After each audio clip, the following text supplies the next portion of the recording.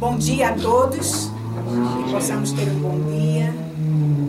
Agradecemos sempre a Deus de estarmos aqui unidos em torno da doutrina espírita e rogamos também a Ele que nos ajude a assimilar as lições do dia.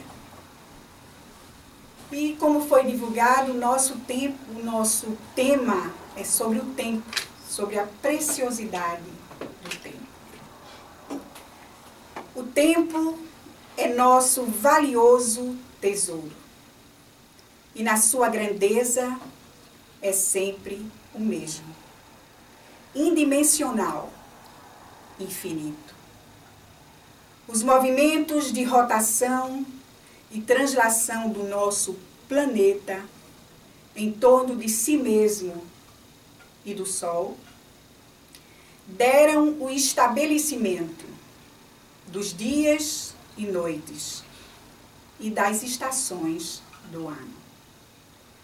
E assim foram estabelecidas convenções denominadas anos, meses, dias, horas, noção do passado, presente, futuro, ou mesmo por uma ocasião apropriada para que alguma coisa se realize.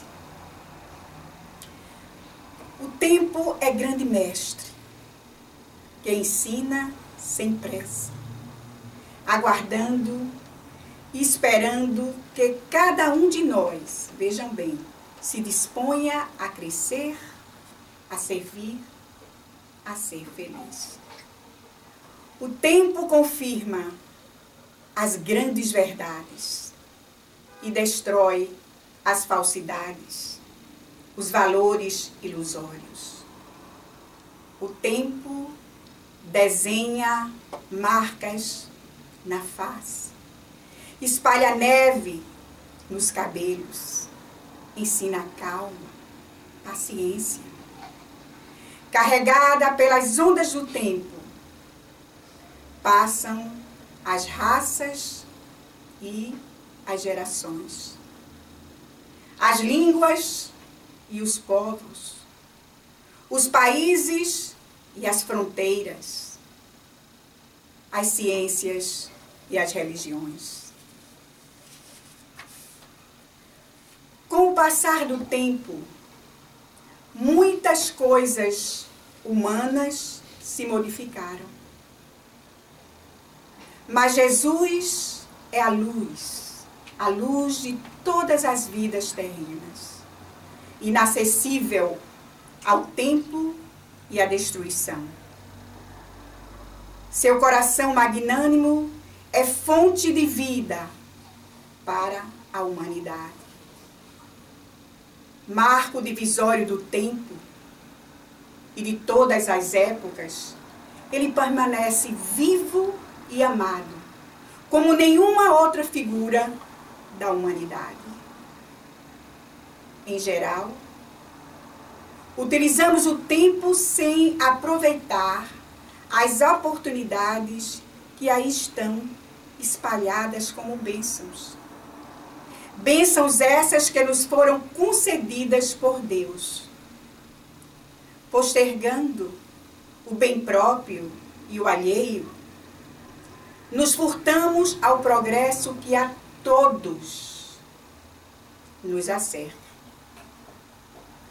Todos somos semeadores e vamos jogando as sementes no tempo de nossa existência, para que no futuro possamos colher os frutos. Tudo que plantarmos de bom no coração e no caminho do nosso próximo nos chegarão no futuro como frutos de alegria e de felicidade. A vida sempre retribui o esforço e a boa vontade, devolvendo tudo que plantarmos ao longo da nossa existência. O tempo, em seu silêncio, nos enseja a oportunidade para trabalhar, para crescer, para progredir. Mas, infelizmente, insensíveis ao apelo desse tempo, estamos sempre adiando para depois a nossa melhoria espiritual, a nossa renovação íntima. Vejam que o tempo é nosso aliado para tornar a nossa presença importante nesse mundo. Isso ocorre quando tomamos atitudes que engrandecem as comunidades onde estamos locados. Quando somos úteis às pessoas. Quando, enfim, contribuímos para construir, para edificar, para transformar esse mundo no melhor lugar para se viver. A divindade nos conduz à vida terrestre para que possamos nos aperfeiçoar. Mas quase sempre estragamos essa oportunidade, nos desviando do caminho que nos leva ao progresso, à felicidade. Por isso é importante aproveitarmos o hoje, o agora, enquanto estamos aqui no campo fisiológico, para seguir a nossa marcha para a evolução. Saber gastar o tempo é uma das artes mais difíceis de se aprender aqui na vida. O tempo é tesouro valiosíssimo e por mais que queiramos, não vamos poder retê-lo nas nossas mãos. Um dos maiores tormentos da alma desencarnada é a constatação do tempo perdido em mais uma reencarnação. Nos ensina os espíritos superiores que quando o espírito chega do lado de lá, que olha para trás e constata o tempo que foi perdido, ele sofre. Mas não há mais para fazer a não ser buscar uma outra encarnação. Nós temos mania de deixar tudo para depois. Não, depois eu faço, depois vai tudo bem. Quando adiamos o que deve ser feito hoje para o amanhã, é porque não temos ainda noção real do tempo. É importante aproveitar a bênção de cada dia para fazer, para realizar, em benefício do nosso progresso e do progresso do nosso planeta. Muita gente espera a morte para entrar no paraíso. Devemos desde já trabalhar, sem perder um dia, um momento em benefício da nossa felicidade. Só assim o amanhã será agradável e benéfico. Somente aquele que trabalha hoje no bem cresce no ideal superior e se aperfeiçoa. Estar no corpo físico é uma valiosa oportunidade para a lavoura espiritual, para plantarmos a semente do bem em nosso caminho evolutivo. Quem nada planta, quem não trabalha em sua própria elevação, não sabe aproveitar o tempo. Aquele que semeia o bem e a luz no solo de si mesmo, colhe a glória espiritual. Quem gasta o tempo em fantasias do corpo, olvidando que o corpo está a serviço da alma, cedo esbarra na inutilidade, na sombra, na perturbação. Urge que entendamos as necessidades do espírito imortal que somos, buscando esclarecimento pelo estudo, o crescimento mental, o trabalho, a virtude pela iluminação. É preciso, meus amigos, aceitar a tutela de Jesus e marchar em companhia dele, aprendendo e servindo diariamente. O trabalho construtivo é jornada sublime da alma, rumo sempre à elevação. Devemos procurar vigiar, viver e agir bem no dia de hoje. Não esperar para amanhã, porque só assim venceremos. Todos fomos chamados pela providência divina para realizarmos trabalhos espirituais. Seja em que setor nos coloquemos. As mães e os pais terrestres foram convocados para o trabalho de renúncia, de abnegação, de exemplificação e edificação. O cientista, esse trabalha visando o progresso e o bem-estar do mundo. O servidor que aqui veio para trabalhos de obediência, para trabalhos de edificação. O cozinheiro aí está para trabalhar, para alimentar tanto o operário como o sábio. E por aí vai.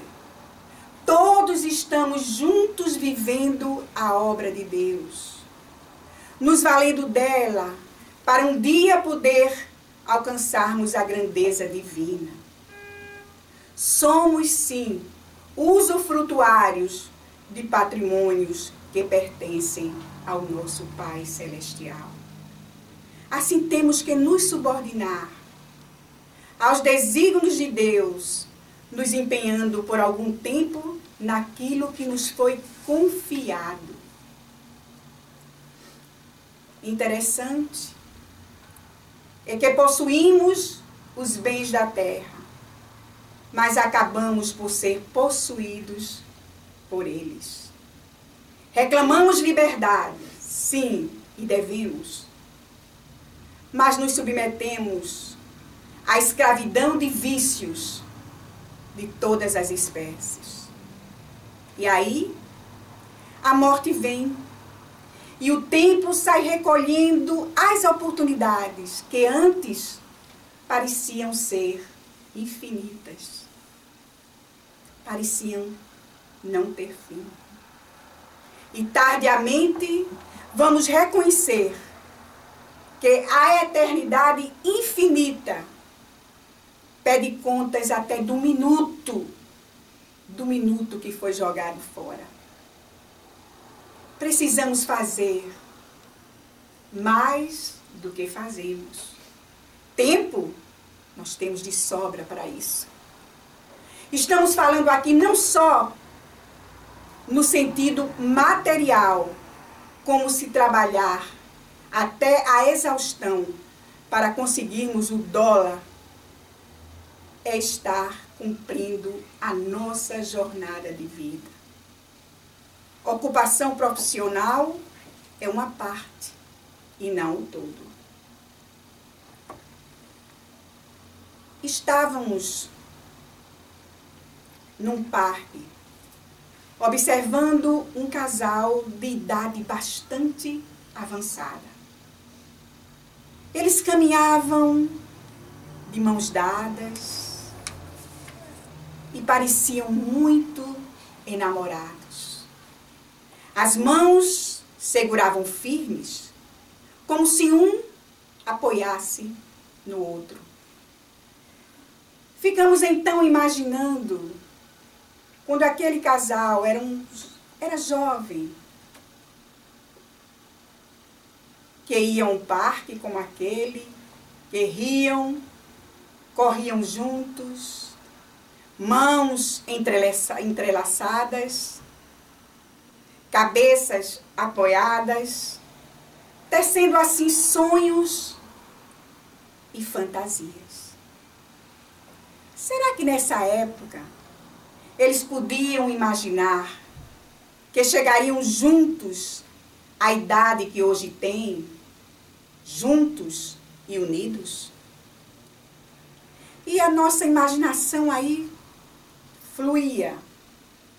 Atravessaram os anos e continuam apaixonados. Casaram, tiveram filhos, passaram dificuldades para educar e instruir a prole, renunciando sempre em benefício deles. E aí os filhos se vão como aves de arribação, deixando o ninho para construir o seu próprio ninho. E eles agora estão sós. Mas qual o segredo dessa união tão sólida? O amor. Só o amor tem o poder de atravessar os anos, o tempo, e se tornar mais intenso. Só ele pode enfrentar com dignidade o encarquilhar das mãos, o aparecimento das rugas, o andar demorado. Só o amor possui lentes especiais que transcendem o físico e alcança a alma. A relação entre esses dois seres, com certeza, prossegue para além da vida corpórea. Se analisarmos boa parte dos conflitos que envolve pais e filhos, marido e mulher, patrão e funcionários, vamos ver que tem a ver com a falta de tempo. Desentendimentos, discussões, mal-entendidos poderiam assim ser evitados com alguns minutos de diálogo, ou mesmo se ouvíssemos o outro. Mas não temos tempo para ouvir. Quantas vezes ouvimos, depois de uma discussão assim acirrada, um dizer: não tenho tempo para ouvir as suas explicações, não quero ouvir nada. É importante, meus amigos, ouvirmos as pessoas, mas ouvir atentamente, olhando nos olhos, esperando o momento certo para falar com calma, com ponderação. Desde os primórdios, o homem vem atravessando diferentes níveis de evolução. No princípio, desenvolvendo o instinto. Depois, a inteligência. Para em seguida desenvolver a consciência e a intuição. Viajando pelo tempo, através das muitas encarnações, o ser humano vai eliminando suas imperfeições morais, que serão substituídas por valores relevantes, direcionando-o à plenitude ao qual está destinado. A necessidade de progredir faz com que ele se liberte das amarras que o prendem à retaguarda. A grande transição que ora vem acontecendo nesse planeta trará sim as grandes modificações para que o mundo se torne num lugar de mais paz, de mais amor. Aquelas criaturas que insistirem no erro, na criminalidade, na indiferença pela dor do seu irmão, será exilado para mundos inferiores. E lá, com certeza, será mais útil, podendo ali aparar as arestas de suas imperfeições morais, para que, mais tarde, possa retornar à Terra, o planeta que hoje não quer respeitar. A mediunidade especial de Ivone do Amaral Pereira, com a autoria do espírito Leon Tolstói, no livro Ressurreição e Vida, nos traz a história do discípulo anônimo de Jesus, também conhecido como o moço do manto marrom. Voltando ao tempo em que Jesus peregrinava pela Judéia e Galileia, levando a sua mensagem de amor, surgiu no anonimato daquela multidão que seguia Jesus, um jovem modestamente trajado, com a túnica azul escuro, alpercatas gregas e um manto marrom, muito amplo e ainda novo. Esse jovem se misturava à multidão para se aproximar de Jesus. Parecia apaixonado pelo manso Rabboni. Onde o mestre andava, o moço o seguia, mas não se atrevia a intrometer-se entre os discípulos e o mestre. Ele trazia consigo sempre 2 roletes de madeira e papiros, onde ele registrava os ensinamentos de Jesus e os meditava exaustivamente esses ensinamentos.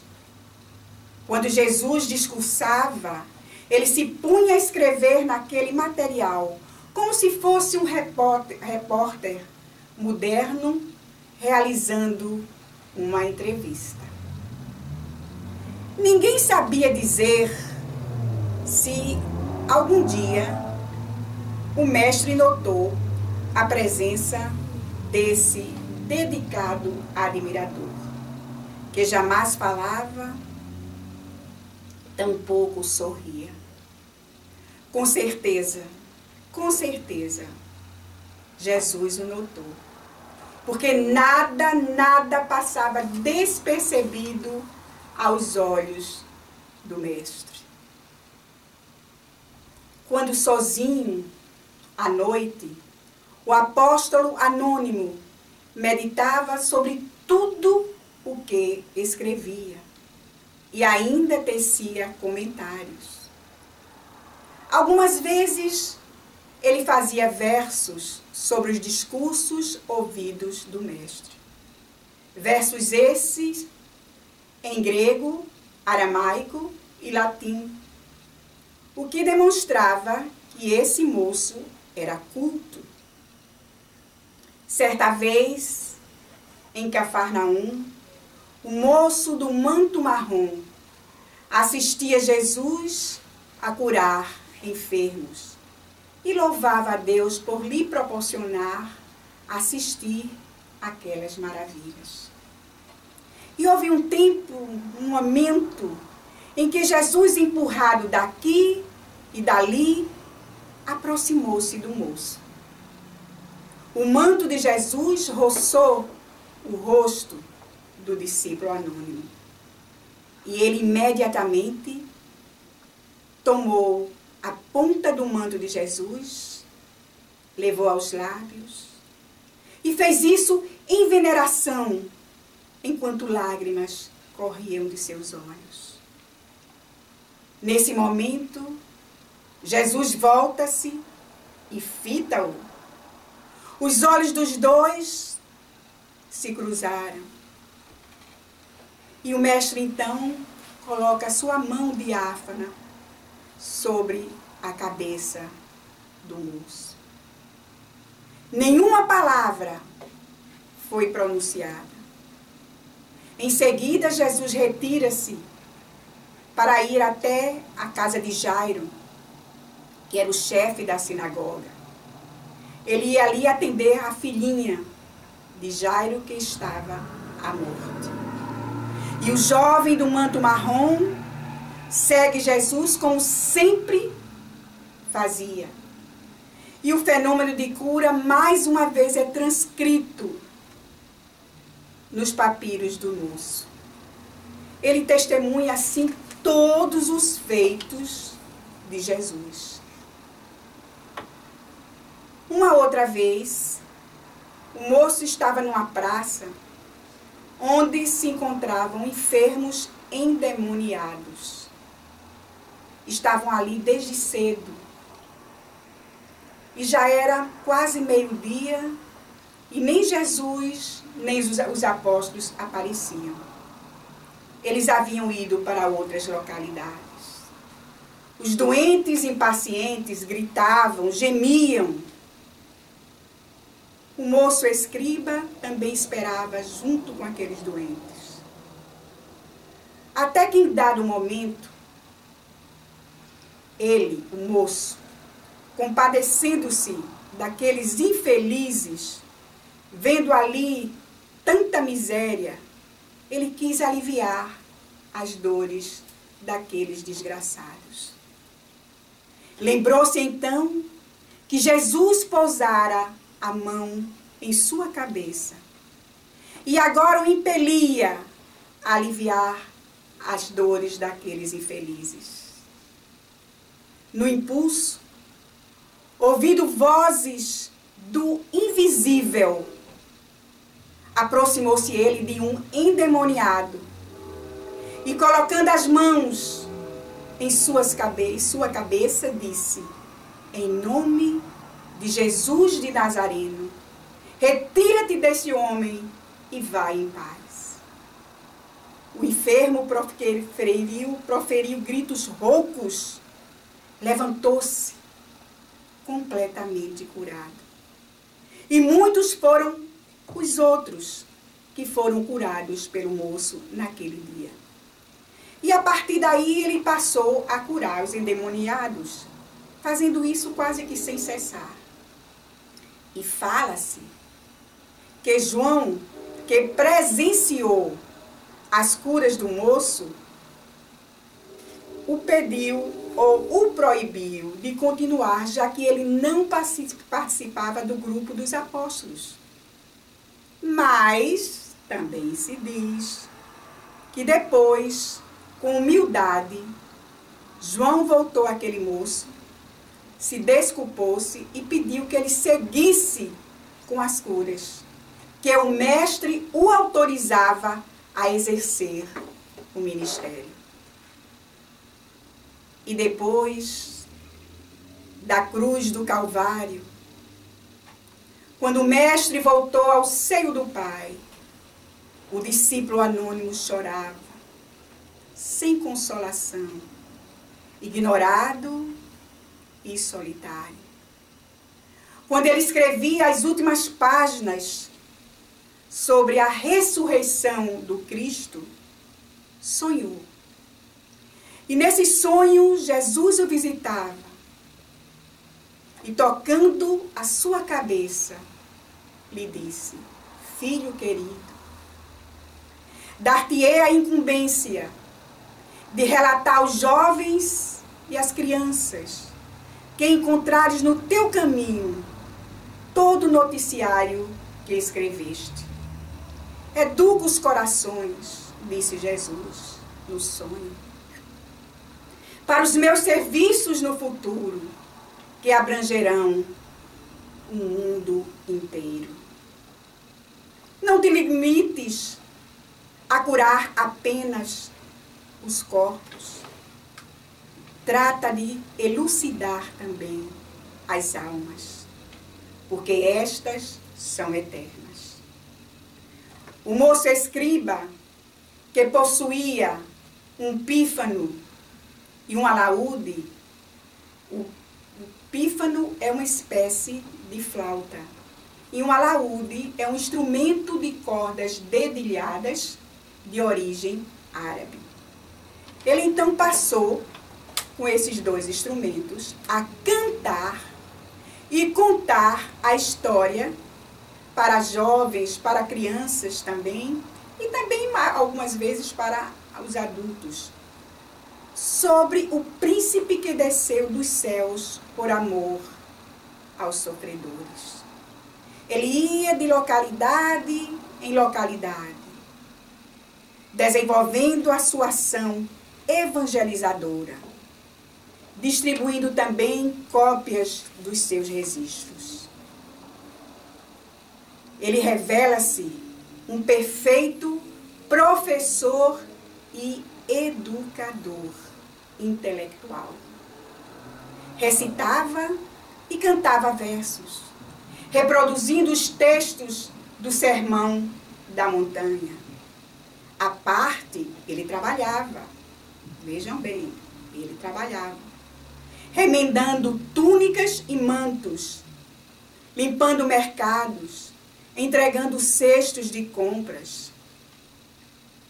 Muito mais tarde, em Roma, transeuntes se deparavam com um ancião de barbas brancas, tocando velhas melodias num velho pífano.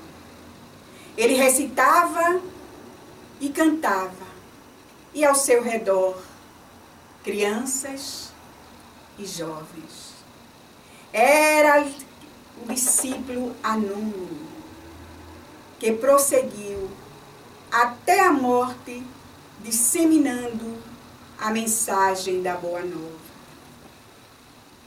E interessante é que esse discípulo anônimo jamais foi perseguido, nem sequer suspeitado. E por quê? Ninguém sabe. O que se sabe é que esse evangelizador anônimo apresentava vontade, virtudes e coragem.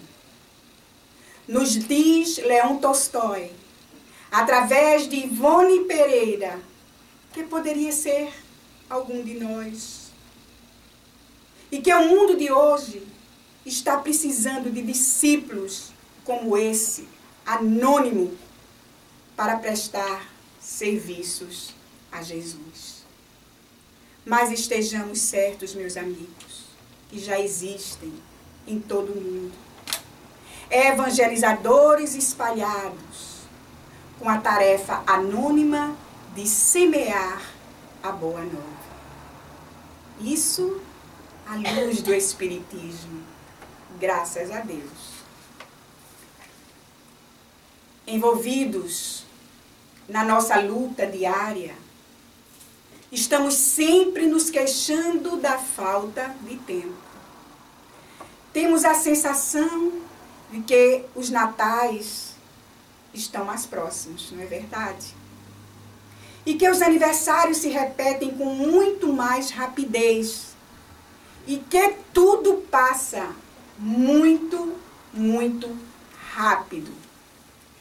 Chegamos até a querer que o dia tivesse mais de 24 horas, achando que assim nos sobraria mais tempo. Só que essa vontade de aumentar as horas é utópica. Se não conseguimos fazer tudo o que gostaríamos no espaço de tempo que temos, é porque ainda não aprendemos a priorizar aquilo que escolhemos para fazer. O tempo é feito de prioridades. É hora, meus amigos, de rever as nossas prioridades e assim poder melhor administrar o nosso tempo. Nossa vida aqui na Terra tem um tempo para começar e um tempo para terminar. O tempo que temos aqui é finito. Mas, como nossa alma é imortal e continuará a viver depois da morte do nosso corpo físico, vale refletir como temos empregado o nosso tempo nessa existência. É preciso, sim, dar destinação útil ao nosso tempo. Mas fazer isso de forma equilibrada, sem nos converter em escravos de nossas atividades. Aproveitar o tempo é saber administrá-lo de forma que as nossas tarefas, por questão de prioridade, sejam executadas de forma correta. Se é hora de trabalhar, trabalhar com serenidade, sem se preocupar com o que está acontecendo em outros ambientes. Em casa, procurar desfrutar a paz em companhia da nossa família. Em momento de estudo, apenas estudar. É saber dividir as horas para o trabalho, para o descanso, para o lazer, para o estudar, para o estar com a família. Se queremos viver em paz, em meio das tormentas do mundo, precisamos nos tornar senhores do nosso próprio tempo. Como disse Jesus, o dia de amanhã cuidará de si mesmo. As 24 horas que dispomos são mais que suficientes se soubermos aproveitá-las no estudo, na leitura edificante, no trabalho existencial e em todas as atividades que edificam o nosso espírito. Alimentemos as nossas almas com a prece, com a meditação e aproveitemos essa oportunidade valiosa de poder entrar também em comunicação com o mundo espiritual. Isso através dos benfeitores de luz, que estão sempre aqui, em torno de nós, nos ajudando a melhorar, a sermos pessoas bem melhores do que somos. Lembremos, sim, que o tempo nos é dado por Deus para a realização da grande tarefa de transformação de nós mesmos na jornada da perfeição. Meus queridos amigos, muito obrigado por mais essa oportunidade e que Deus nos ajude a sabermos aproveitar melhor o nosso tempo. Obrigada pela água.